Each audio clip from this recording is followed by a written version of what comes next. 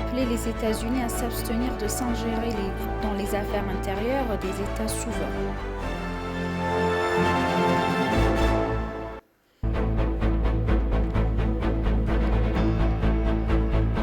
Bienvenue, chers téléspectateurs, c'est Aline Teibaro avec le journal du 5 mars. La présidente Sahle-Work Zewde a posé la première pierre angulaire pour la construction d'usines de ciment et d'autres usines dans l'état régional d'Amara, dans la zone nord de Showa, avec une dépense de 2,2 milliards de dollars. Le chef de l'État régional d'Amara, Genyo Teshagel, et d'autres hauts fonctionnaires fédéraux et régionaux de haut niveau ont été présidés à l'événement. Le complexe industriel Lamy National Cement sera construit dans le cadre d'une co-entreprise entre Ethiopian East African Holding Company et West China Cement Limited.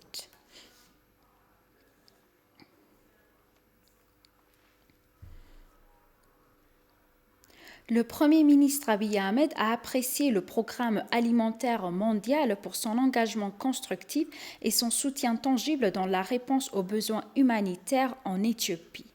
Le Premier ministre a déclaré sur Facebook hier que le travail du programme alimentaire mondial dans le pays est louable et doit être renforcé. Je remercie le directeur exécutif du programme alimentaire mondial, David Beasley, pour son engagement constructif et son soutien concret dans la réponse aux besoins humanitaires en Éthiopie, a déclaré Abiy, c'est selon l'ENA.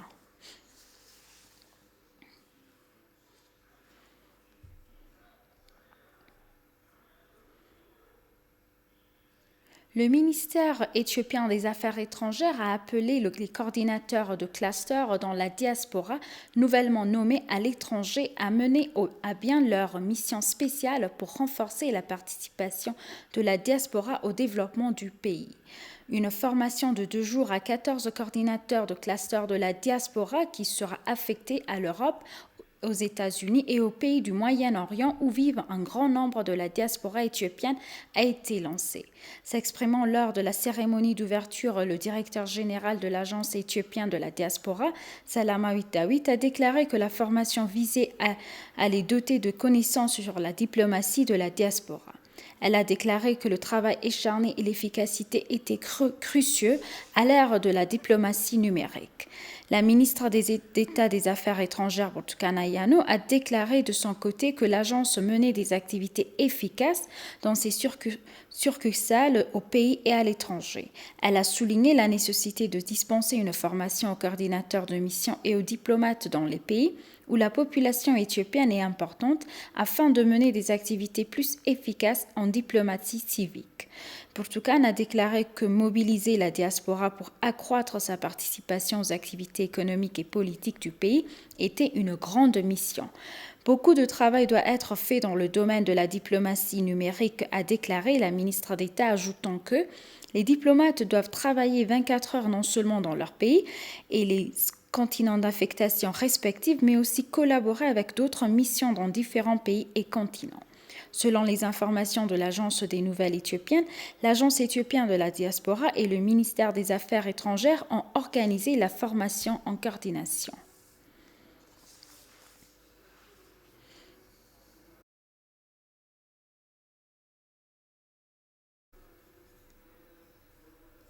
Le ministère de l'eau, de l'irrigation et de l'énergie Selachi Bakane s'est entretenu hier avec une délégation de la République démocratique du Congo du grand barrage de la Renaissance éthiopienne.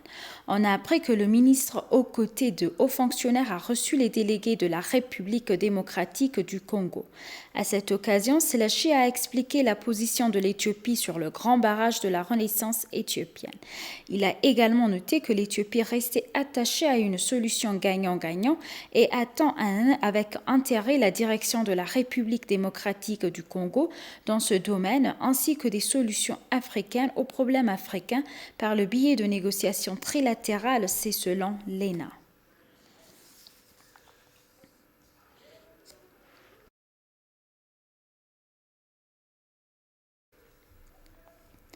Et pour conclure, la Russie a appelé les États-Unis à s'abstenir de s'ingérer dans les affaires intérieures des États souverains.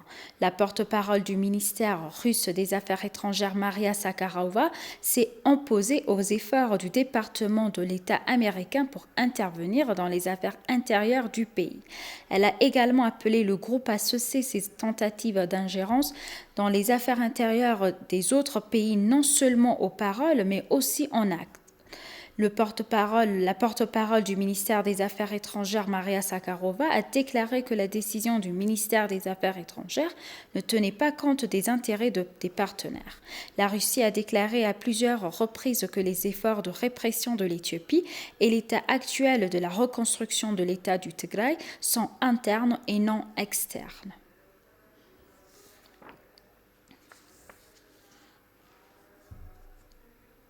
Chers téléspectateurs, nous vous rappelons les titres principaux. Le Premier ministre Abiy Ahmed a apprécié le programme alimentaire mondial pour son engagement constructif et son soutien tangible dans la réponse aux besoins humanitaires en Éthiopie. La Russie a appelé les États-Unis à s'abstenir de s'ingérer dans les affaires intérieures des États souverains.